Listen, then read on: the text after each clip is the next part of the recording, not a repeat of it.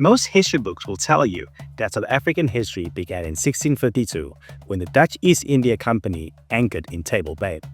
But that narrative is an historical lie. To understand the true soul of this land, we must go back, not centuries, but hundreds of millennia. Today, we're looking at the San people, the foundational inhabitants of southern Africa. Their story is one of incredible longevity, masterful environmental adaptation, and a tragic struggle against colonial dispossession. To understand the San, we begin with origins, movements, and the long settling of southern Africa. The San have inhabited this region for at least 50,000 years. Their ancestors are the genetic and cultural cement of modern southern African societies. Genetic research traces their lineage back to a female ancestor in northeast Africa who lived approximately 194,000 years ago and belonged to the mitochondrial DNA haplogroup L0. Remarkably, genetic analysis reveals greater diversity among San communities than between individuals from Scotland and Vietnam. The movement of these populations into the south occurred through a slow process of migratory drift. The specific lineage that became the modern San reached the northeast portion of South Africa roughly 50,000 years ago, eventually occupying the southern Cape Coast between 30,000 and 22,000 years ago. But deep time can feel abstract. So let's bring it back down to earth. What did life actually look like? Western societies often view hunter-gatherers as people on the brink of starvation, but this is far from the truth. The San practiced a philosophy of limited needs. Because their lifestyle required high mobility, they intentionally limited the material desires to what they could easily carry. As a resource available to them constantly exceeded their modest wants, they lived a life of abundance. From this perspective, the Sans were free rather than poor.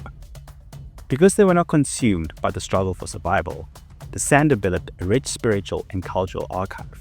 They placed little emphasis on tracking long genealogies, remaining a present-orientated people.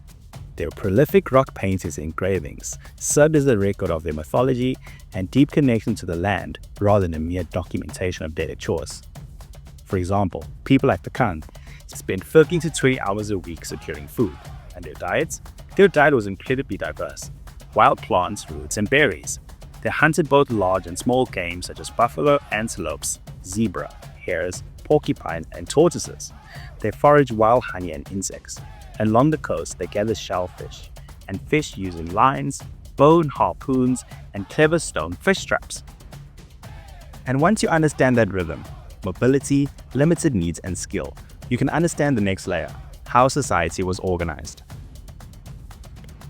Traditional San society was fundamentally defined by their egalitarianism and decentralized structure, distinguished from the chiefdoms of their pastoral and farming neighbors. Because the hunter-gatherer lifestyle required high mobility and a philosophy of limited material wants, they did not develop large-scale political institutions or rigid social classes. The foundational building block of San society was a nuclear family, consisting of a husband, wife, and children. For security and resource sharing, several families would form into independent bands, typically numbering between 20 and 80 people. These bands functioned as autonomous entities, though they were not close groups. Members often identified with other bands sharing the same language and environment, and families frequently moved between bands that recognize a common unity. Unlike most other Southern African societies, the San had no central chief or kings with the power to command others, adjudicate legal disputes, or enforce judgments. Decisions affecting the community were generally made through broad consultation with all members. While they lacked legal heads, they recognized a custodian of the band.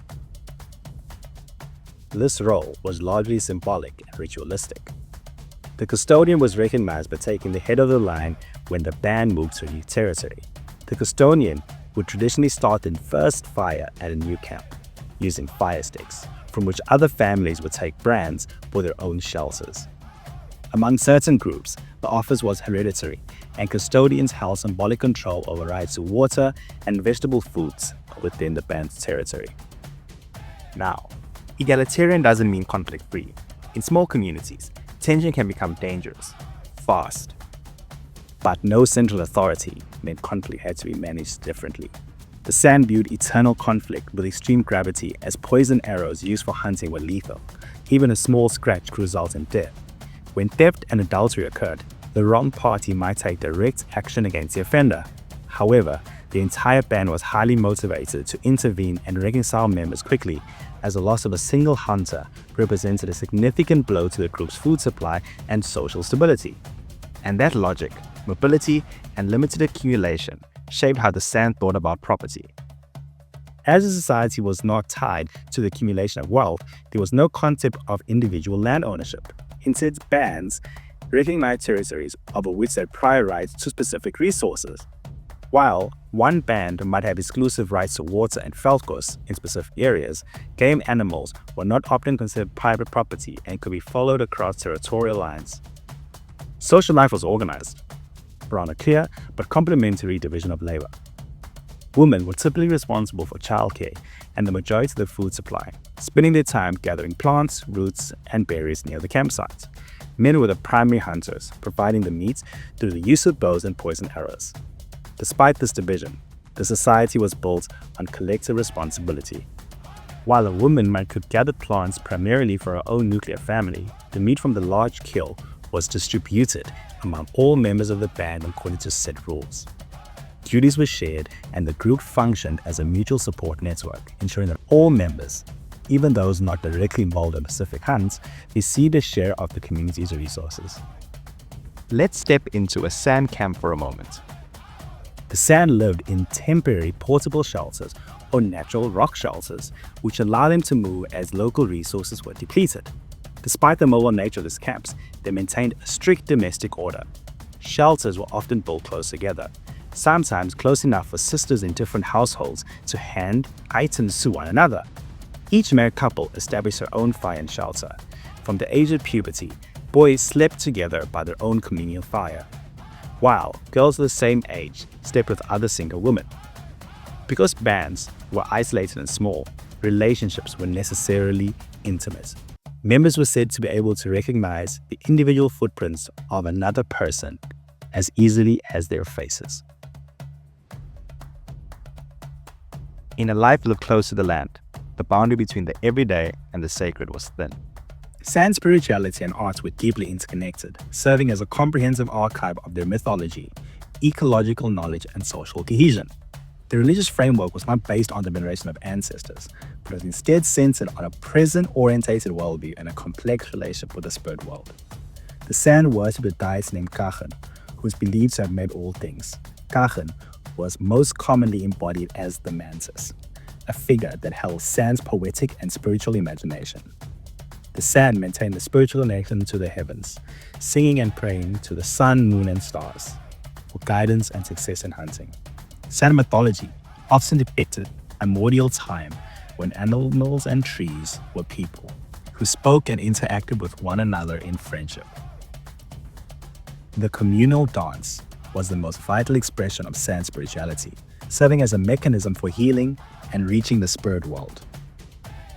Dancers, often led by a shaman, would engage in intense rhythmic movements and hyperventilation to reach a state of energy or a trance.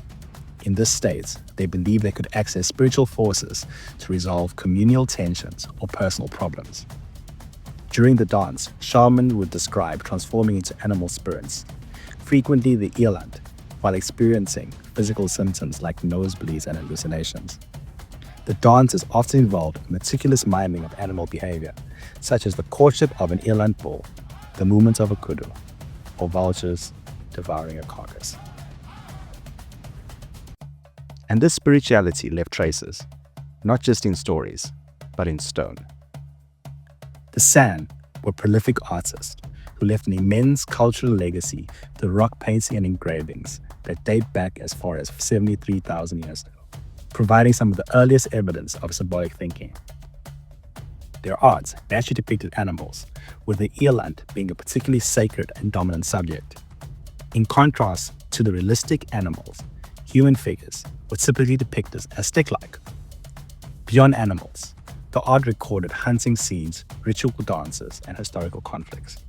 While rock faced with the primary canvas, the sand also engraved ostrich eggshells and crafted thousands of eggshell beads for personal adornment. And then the story turns, because the archive doesn't only record beauty, it records rupture. The arrival of settlers in 1652 didn't mark the beginning of history, it marked the beginning of dispossession. Historical sources indicate that white farmers and colonial authorities often thought and spoke of San as vermin. The dehumanization justified a policy of systematic slaughter. For instance, an 1804 report noted that some colonialists believed they were to be exterminated when found. Once people are spoken of as pests, brutality becomes easy to justify, and the frontier moves from language to action. The commando system was used as an instrument for the hunting of San people. While the government provided guns and ammunition, the commandos, made up of white citizens and their servants, behaved with a high degree of independence. These expeditions were often motivated by a desire to clear the land for livestock farming and gain cheap labor. To understand the long-term damage, you need to understand the apprenticeship system. It's important to highlight the apprentice system. The inboxstelsel, also known as the apprentice system, was a coercive labor regime that profoundly devastated the social fabric and cultural identity of the San people. While colonial laws officially distinguished this system from slavery, it functioned as a form of compulsory servitude. During these raids, commanders would often massacre adult San, but purposely spare and capture children. These children were viewed as a form of reward for commando service and were distributed among the farmers for cheap labor. In other instances, San parents facing extreme desperation and the destruction of the original resources were pressured into handing over their children in exchange for food or immunity from attack. The inboxstelsel was an instrument of cultural genocide that aimed to tame the San. Children held under the system were stripped of their hunter-gatherer culture, language, and traditional names. They were forced to speak the Dutch-based dialect of their masters and were often required to be instructed in Christianity as part of a civilizing mission endorsed by the British authorities. By the time these apprentices reached adulthood, they had typically been assimilated into the colored laboring class, possessing few of the cultural traits of their pre-colonial ancestors. The laborers themselves were often remunerated only with basic maintenance such as food and clothing rather than fair wages. While systematic hunting as policy ended in 1862, the San remained one of the most brutalized and marginalized groups in the region's history. The San did not submit passively to colonial expansion. Instead, they offered the longest sustained armed resistance to colonial rule in southern African history. The resistance was characterized by highly effective guerrilla warfare, retaliatory raiding, and those incorporated into the colony, the use of legal and civic agency. Unlike many Khoikhoi groups who eventually coerced into signing lopsided peace treaties and accepting staffs of office, the San largely refused to enter into such agreements. Despite their lack of central chiefs, the Sans produced effective leaders like Kurikai, who in the late 1770s ran circles around colonial commandos and inflicted high casualties on their forces. In many instances, the San joined forces with other dispossessed groups. By the late 18th century, the San resistors were part of the Khoi Xhosa Confederacy, providing artillery support to Xhosa warriors in their shared struggle against colonial encroachments. Ultimately, while the San were numerically devastated by genocidal commandos and the seizure of their water resources, their resistance was so persistent that they remained a menace to colonial expansion well into the mid-19th century. It is estimated that a population of roughly 30,000 Cape San were reduced to fewer than 3,000 over just 25 years due to this genocidal drive. Today, around 100,000 San live across 6 African countries. Despite marginalization, they endure.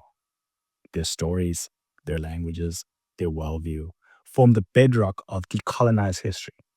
They are not relics of the past. They are the first people of this land. And their legacy is written in its rocks, its rhythms, and its blood.